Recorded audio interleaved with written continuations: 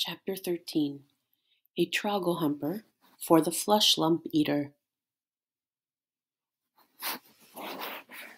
They is always having 50 winks before they goes scumpering off to hunt human beings in the evening, the BFG said.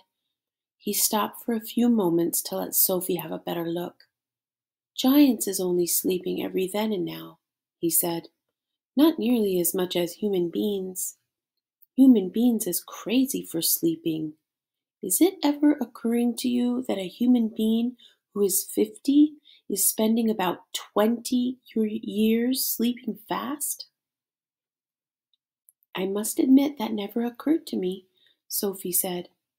You should allow it to occur to you, the BFG said. Imagine it, please. This human being who says he is 50 has been fast asleep for 20 years and is not even knowing where he is. Not even doing anything, not even thinking. It's a funny thought, Sophie said. Exactly, the BFG said. So what I is trying to explain to you is that a human being who says he is 50 is not 50. He is only 30. What about me? Sophie said. I am 8. You is not 8 at all, the BFG said. Human being babies and little chidlers is spending half their time sleeping, so you is only 4. I'm 8, Sophie said. You may think you is 8, the BFG said, but you has only spent 4 years of your life with your little eyes open. You is only 4, and please stop higgling me. Titchy little snapper whippers like you should not be higgling around with an old sage and onions who is hundreds of years more than you. How much do giants sleep? Sophie asked. They is never wasting much time snoozling, the BFG said. 2 or 3 hours is enough. When do you sleep? Sophie asked. Even less, the BFG answered. I is sleeping only once in a blue bottle. Sophie, peeping out from her pocket, examined the 9 sleeping giants. They looked even more grotesque now than when they were awake. Sprawled out across the yellow plain, they covered an area about the size of a football field. Most of them were lying on their backs with their enormous mouths wide open, and they were snoring like foghorns.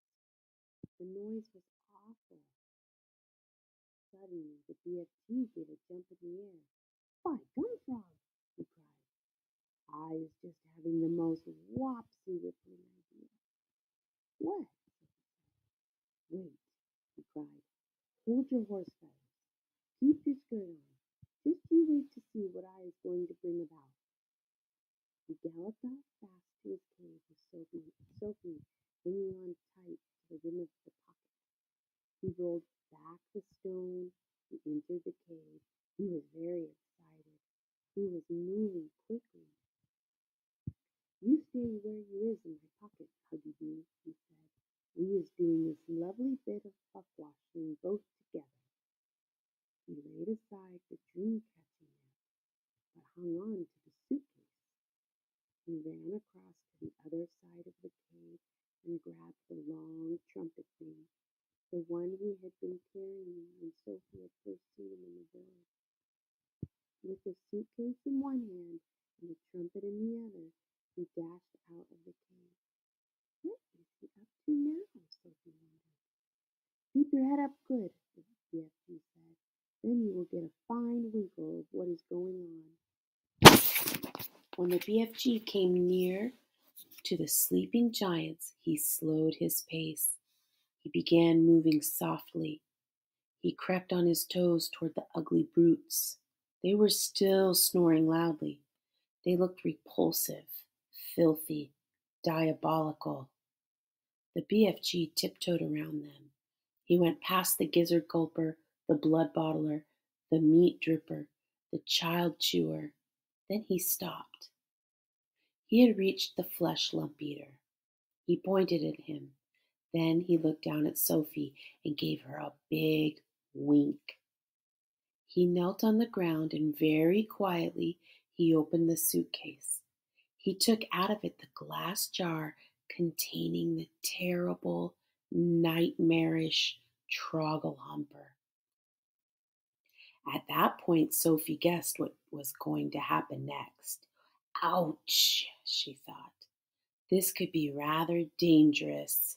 She crouched lower in the pocket so that only the top of her head and her eyes were showing. She wanted to be ready to duck out of sight very fast should anything go wrong. They were about 10 feet away from the flesh lump eater's face. The snoring, snorting noise he was making was disgusting. Every now and again, a big bubble of spit formed between his two open lips, and then it would burst with a splash and cover his face with saliva. Taking infinite care, the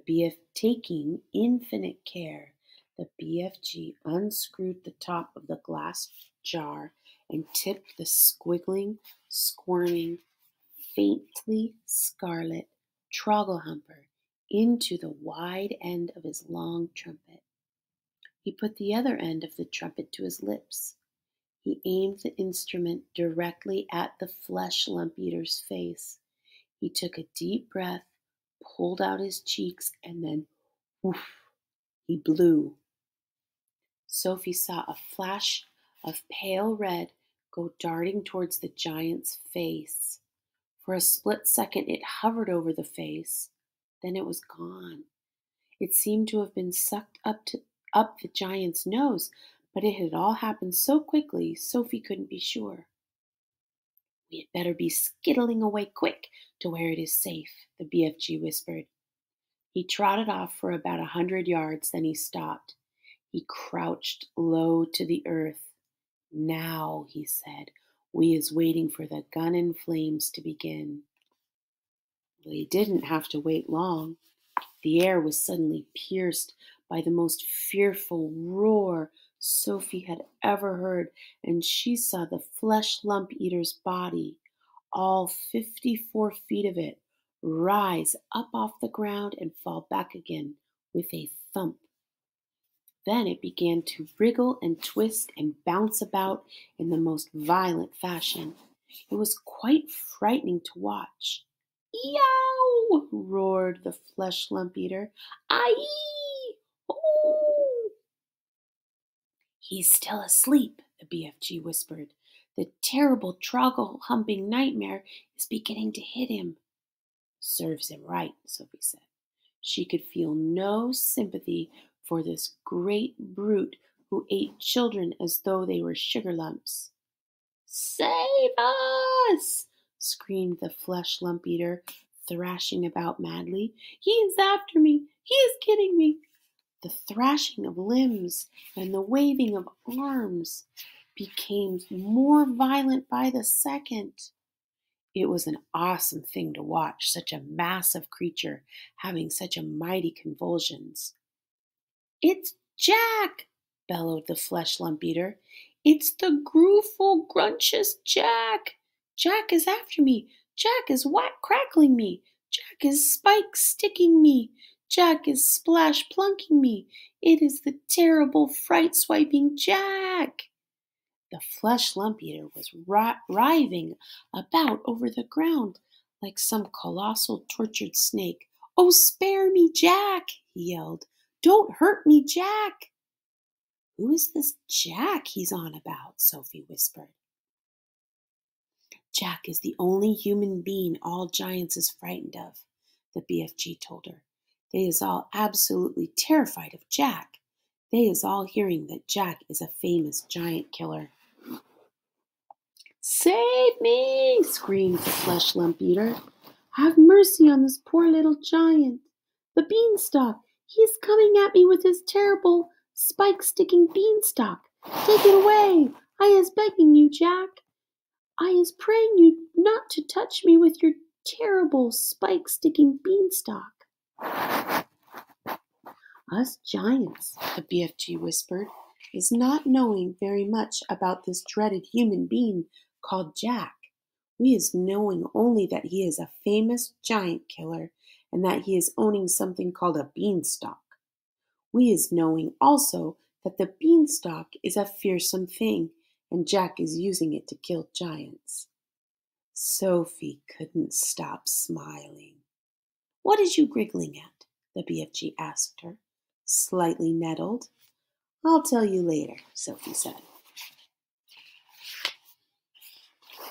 This awful nightmare had now gripped the great brute to such an extent that he was tying his whole body into knots. "Do not do it, Jack!" he screeched. "I was not eating you, Jack! I is never eating human beings. I swear I has never gobbled a single human being in all my wholesome life." "Liar," said the BFG. Just then, one of the flesh lump eater's flailing fists caught the still fast asleep, meat dripping giant smack in the mouth. At the same time, one of his furiously thrashing legs kicked the snoring, gizzard gulping giant right in the guts. Both the injured giants woke up and leaped to their feet. "He is swiping me right in the mouth," yelled the meat dripper. "He is bung-swoggling me smack in the guts," shouted the gizzard gulper. The two of them rushed at the flesh lump eater and began pounding him with their fists and feet. The wretched flesh lump eater woke with such a bang. He awoke straight from one nightmare into another. He roared into battle, and in the bellowing, thumping rough and tumble that followed, one sleeping giant after another either got stepped upon or kicked. Soon all 9 of them were on their feet, having the most almighty free-for-all. They punched and kicked and scratched and bit and butted each other as hard as they could. Blood flowed, noses went crunch, teeth fell out like hailstones. The giants roared and screamed and cursed, and for many minutes the noise of battle rolled across the yellow plain. The BFG smiled, a big, wide smile of absolute pleasure. "I is loving it when they is all having a good, toughen rumble," he said. "They'll kill each other," Sophie said. "Never," the BFG answered. "Those beasts is always bishing and walloping at one another. Soon it will be getting dusky, and they will be galloping off to fill their tummies." "They're coarse and foul and filthy," Sophie said. "I hate them." As the BFG headed back to the cave, he said quietly, "We certainly was putting that nightmare to good use, though, wasn't we?" "Excellent use," Sophie said. "Well done, you."